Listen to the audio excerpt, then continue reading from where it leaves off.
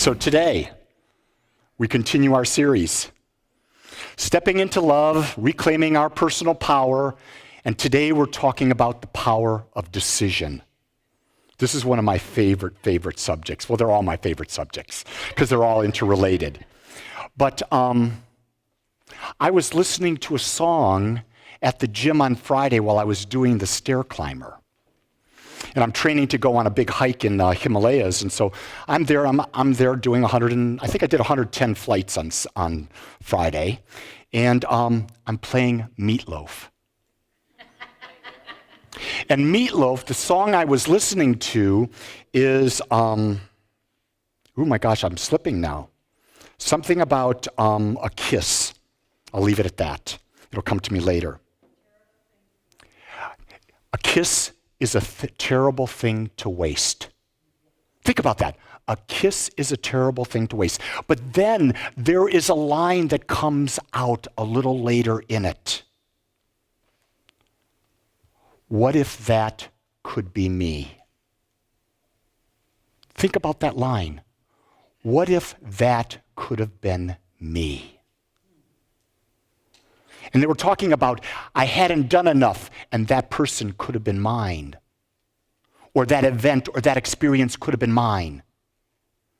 And as I reflected on that, I came to this realization.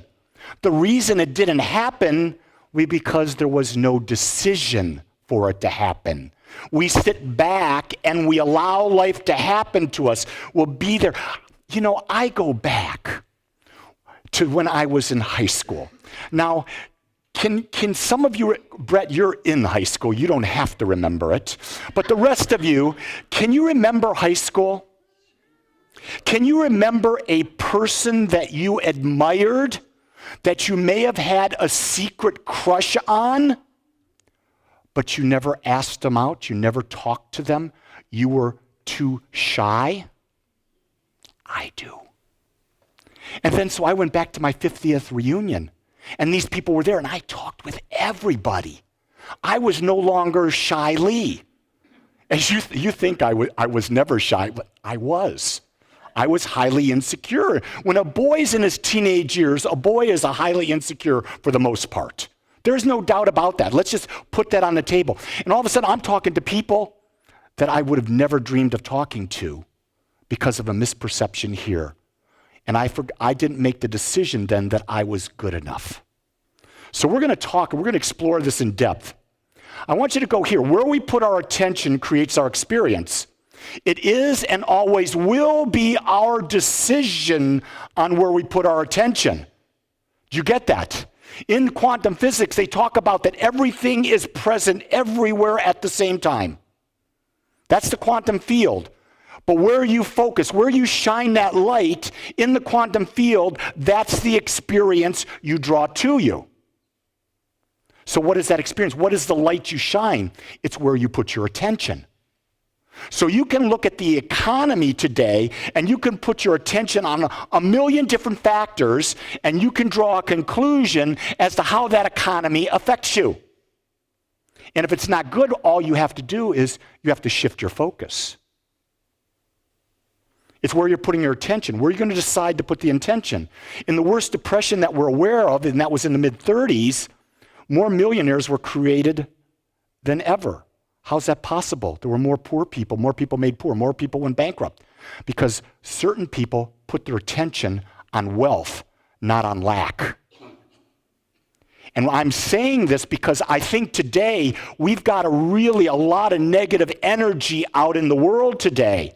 And you get to choose whether you're going to dance with the negative energy or you're going to create your own energy, do your own solo dance, and wait for someone who's of the same energy to dance with. I'd rather dance by myself in a good energy and then attract someone to me who's vibrating with my way than changing myself and becoming like everyone else. If you become like everyone else, you're going to have the experience that everyone else has. Do you want that? It's not your DNA. Your DNA is to be unique. You are happy when you're unique. You are free when you are being yourself. Our power is always in the now, and it's our decision in the now that creates our experience. The past is only relevant in the past unless you bring it into the now. How you feel in this moment is the decision you're making now to be and how you feel. But if you want to drag the past in, you're going to have that expression, but it's your decision to drag the past in. Are you seeing that? What's in your mind is your decision. You may be unconsciously thinking it, but right now I'm asking you to consciously focus and say, what do I want in my mind right now?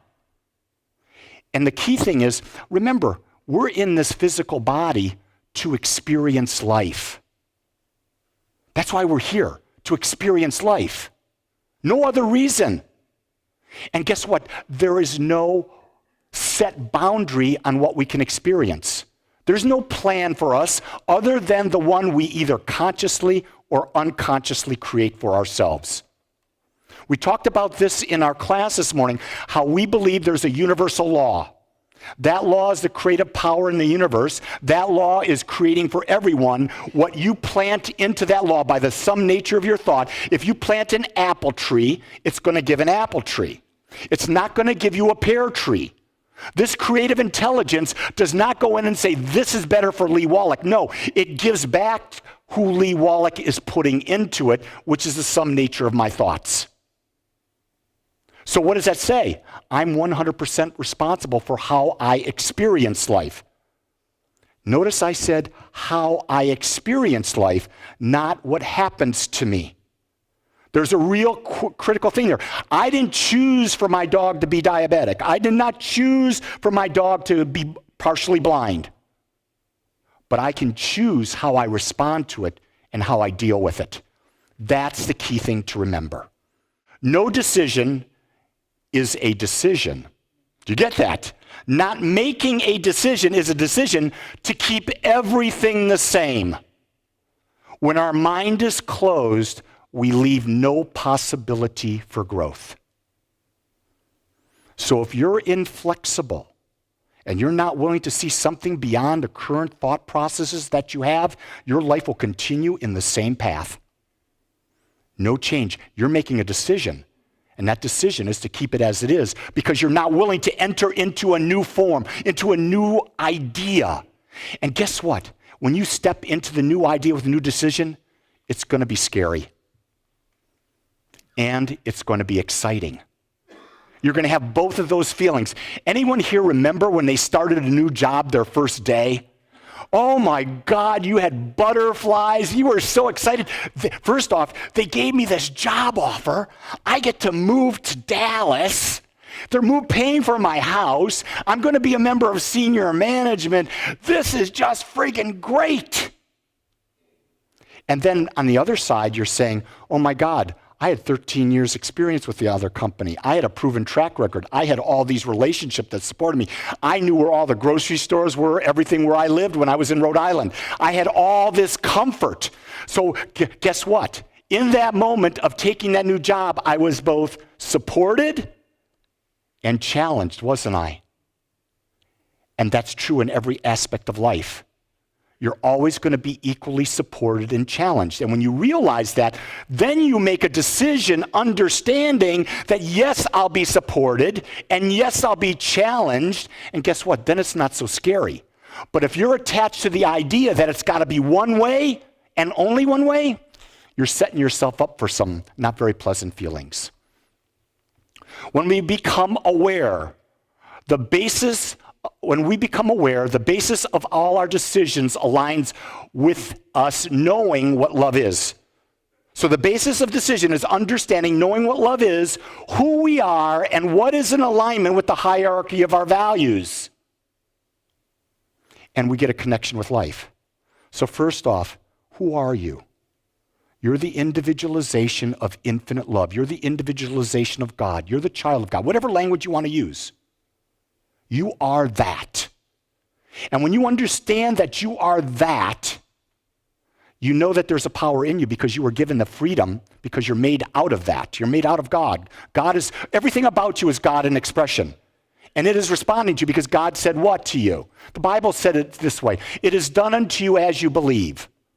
Then you've got the law of karma. You've got the law of giving, receiving. You've got all of these laws, and they're all the same law. It's no different law. Every religion has the same law, but we're not conscious enough to realize that it's responding to us. Here's the thing. If you don't realize that the law is responding to you, it's still responding to you. Do you get that? It is working no matter what you do. Whether you're conscious or unconscious, it's working. So the sooner you realize that this law, this creative intelligence is working through you, the more you can become aware. That's why at Agape we teach self-love through conscious living, because we fully understand is when we're conscious that we can start to use the power that creates the way we want. When we make a decision, we close off all other options. This is real important.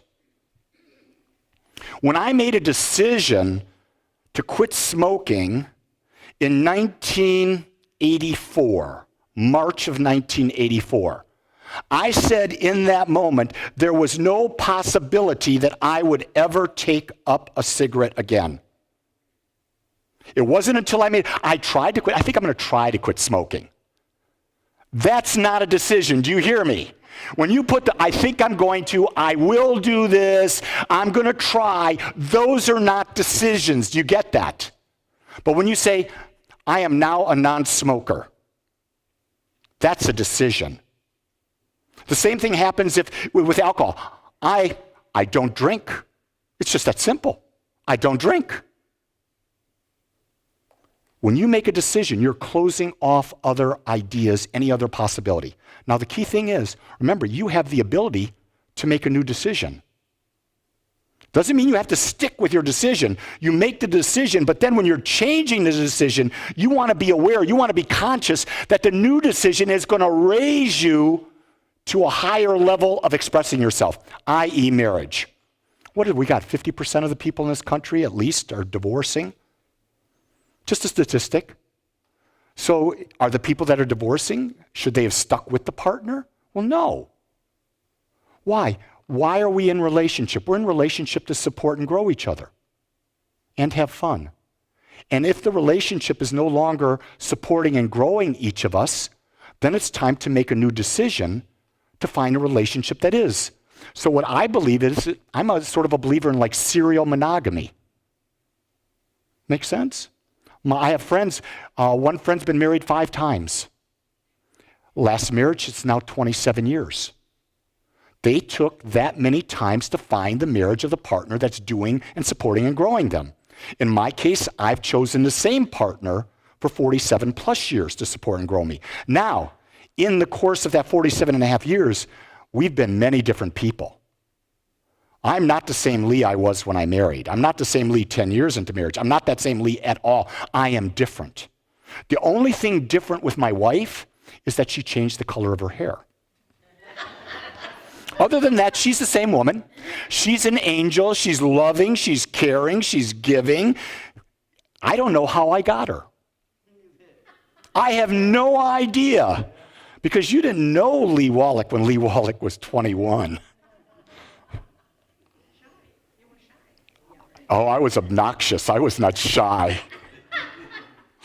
So you close off the options. When we make a conscious decision, we take back our power and reclaim personal responsibility. When you're making a conscious decision, what you're saying to the universe, I am worthy. I am worthy. I'm taking back my power now.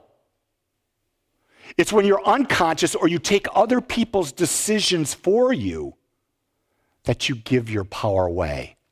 I watch relationships all the time. I'm doing this because this is what my partner wants me to do.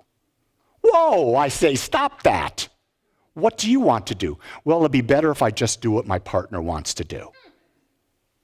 Let me ask the question here. If you keep doing that, what have you done? You've subordinated yourself to someone else. You'll lose your identity. I have an individual who's in a relationship, a committed relationship, I would call it, and travels all over the world. Wonderful man, brilliant man. And he's been in a couple years, a very relationship. And I said, so when you were in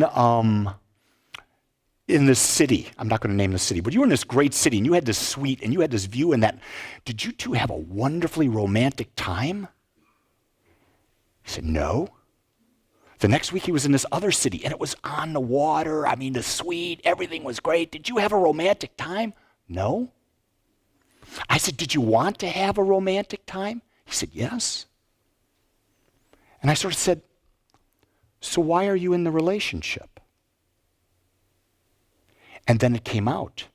It was more important that the way she served him had greater value than being in an environment and having a romantic time. Do you see that? You're only in a relationship if you see more benefits than downturn. Can I be really clear about that? We stay in a relationship when we see more benefits to being it. And if we take it back to what we talk about in values, if a relationship is supporting the hierarchy of our values and supporting the hierarchy of our partner's values, that relationship's gold. That relationship is a relationship that's going to stand forever, because here's it. When you know your top values, when you know the hierarchy of your top values, like I know mine and I know Jean's, and I link them so that each of my values supports her values, what do we have? We've got a bond because our lives are intertwined because we're supporting and growing each other. So if someone comes into either of our lives and says, hey, come over here, play here, we'll go, wait a second. If I do that, I lose this bind, and I want this bind. You see, it's not that we committed to be together for life. It's the purpose of us being together and how we support each other that keeps us bound. Does that make sense? Because just because you said till death do us part, that obviously in the United States doesn't mean a lot, because everyone's breaking it all the time, right? But if you've got a bond, whoa, that's a powerful thing. And not only with your partner, but you want to have that understanding with your children. Like, I know what my son's values are, and I live the same thing. I know a lot about what our board members' values are. I support our board members based on their values. And here's the interesting thing. They're all different.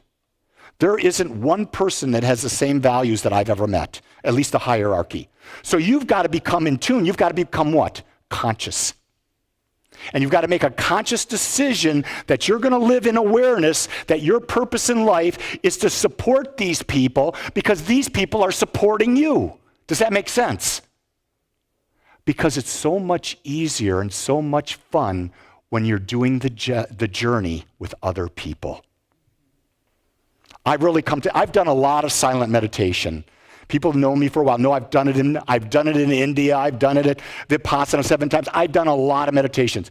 I'm not going to go find a cave when I'm in India and sit there for 2 years and meditate.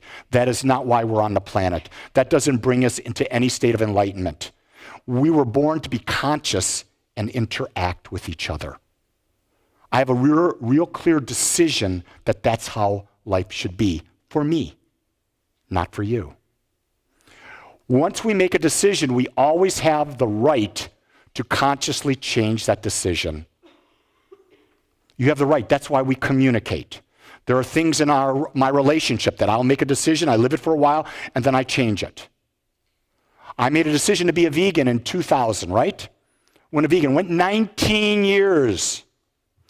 Then I made a conscious decision when I was in Italy this last year, I was not going to be a vegan. I wanted to experience the culture that my mother was raised in. I wanted to taste the foods that were different there than they are here. I made a conscious decision. Now I've made a conscious decision to go back. See how that works? But it was conscious. Am I being clear? It's a conscious decision. It's not an arbitrary one. I'm not listening to other people. Why are you doing that? I'm doing it because I found that when I live a certain way, my body feels better. And here's the thing. When we listen to our body, it talks. It will tell us. The next time you're lying there and you feel like, oh my God, my stomach's killing me, you don't reach for a Pepto-Bismol. You ask, what did I eat that my body didn't like?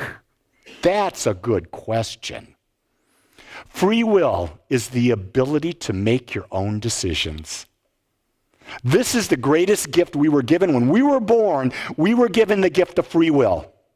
And that gift is, I can make my own decisions. Now, while I'm being born, My parents are making decisions for me, right? Because I'm young. I don't know what's going on. But once I get to an age of reason, that's why at 2, the 2 starts to rebel. They start saying no. They want to make their own decisions because it's in the DNA. We have a DNA that says eventually if someone has subordinated themselves to a person, eventually there'll be an explosion because they can't stand to be not free.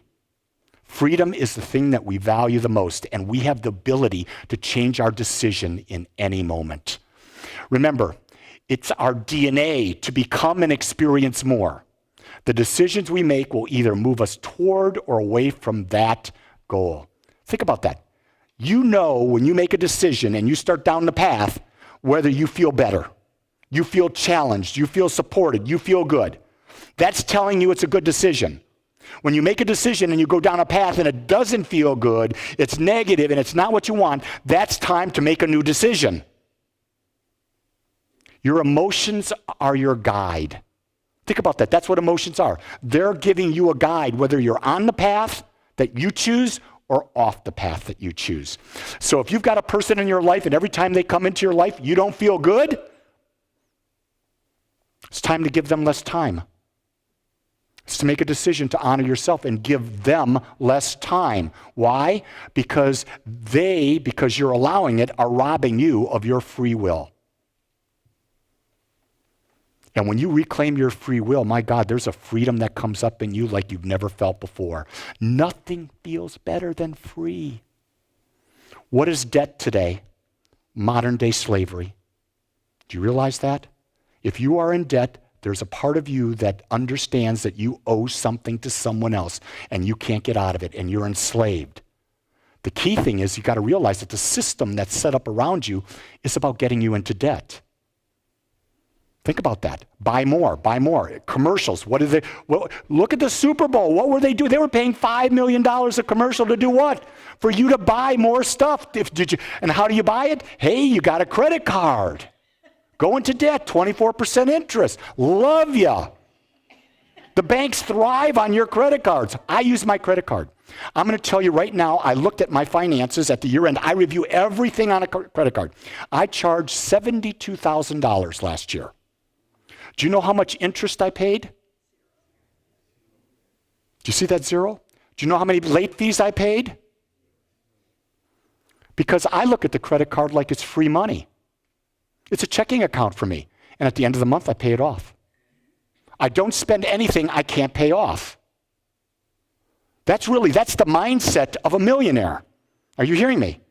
I made a conscious decision years ago that I'm going to be a multimillionaire. So if you're going to be a multimillionaire and you make that decision, you've got to act like you're a multimillionaire. A poor person is a person who goes into debt and continues to go further into debt when they know that debt is bad for them. So if you're feeling bad right now, don't feel bad. Okay, I want you to don't feel bad. Start a new trend today. Start becoming conscious and looking at it. I used money as an example because money's easy. You can't lie about money. If I said, well, I'm more loving today. Well, you can lie about how much love you got in your life. You can't measure it, right? I'm more spiritual than I've ever been. Well, how do you measure that? Here's the interesting thing. I'm more spiritual than I've ever been. What's spiritual? Everything is spiritual. Did you get that? Everything is God in expression. Everything is created out of the infinite. If everything's created out of the infinite, then everything is spiritual. Adolf Hitler was spiritual. You're laughing at me, but that's God expressing. Not the way we would like it to express, but that's God expressing. Neil Donald Walsh, in his book, Conversation with God, goes into great depth about that very thing. If you're interested, go find that book and look at it and go into depth and understand it differently. Remember, everything is perspective. How I see is good is different than how you see is good. The question is, what are the decisions you're making?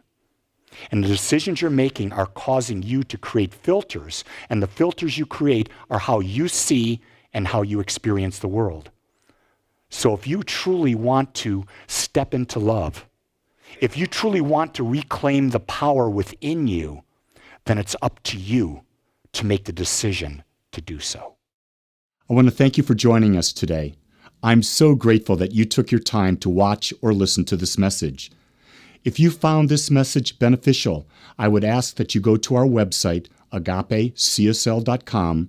Once there, click on the donate button and experience the joy of conscious and purposeful giving.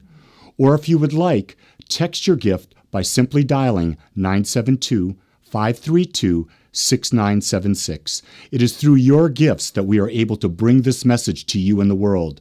I would ask that if you like this message, to please subscribe to my YouTube channel under my name, Lee Wolak.